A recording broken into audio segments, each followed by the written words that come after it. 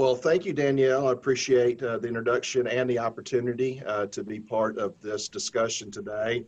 I would like to thank you and Bobby for your organizational abilities and your ability to gather this group together. I would like to say thank you to all the distinguished panelists today.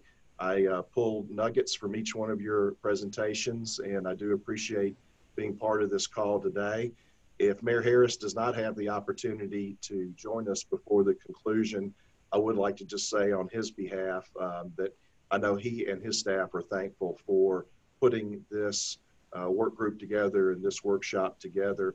We were on a joint mayor's call this morning at 8 a.m.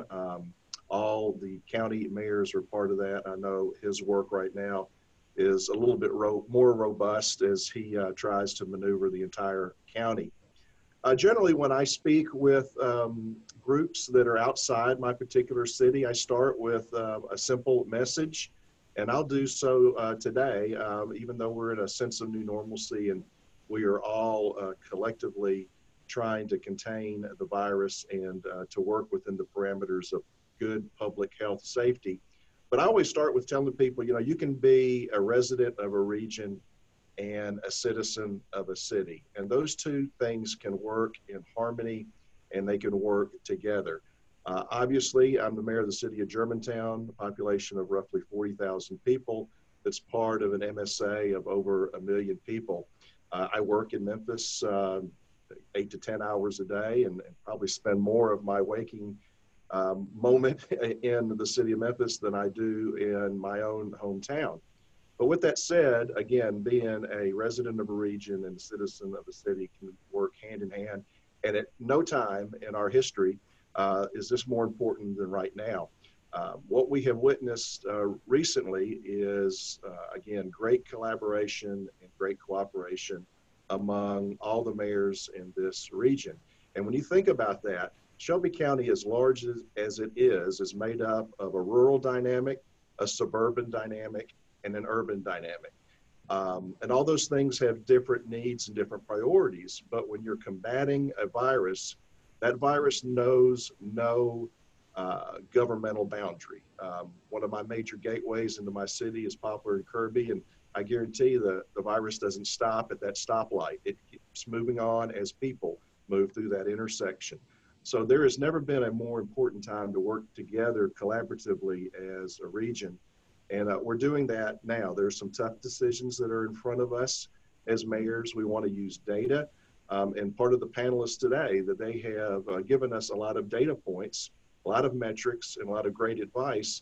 This is a time where we're going to witness in our national history where public health, public policy, and politics come together at an intersection. And hopefully there won't be collision points at that intersection.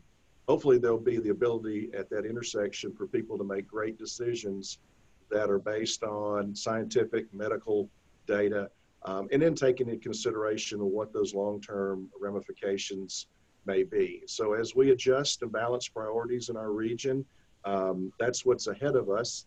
I think that groups like this, Danielle, I'm very appreciative again of you putting this together. Part of the new normal, I think what we're finding out that Zoom meetings and Google Meet meetings, we probably should have been doing this a long time ago. It's a lot more efficient. We can get things done differently. I know in some workplaces that when we used to collaborate, we'd have stand-up meetings. And sometimes those stand-up meetings, because people don't get comfortable sitting down, they go quicker and you're more efficient and you get things done. In these Zoom meetings, they can be that way as well.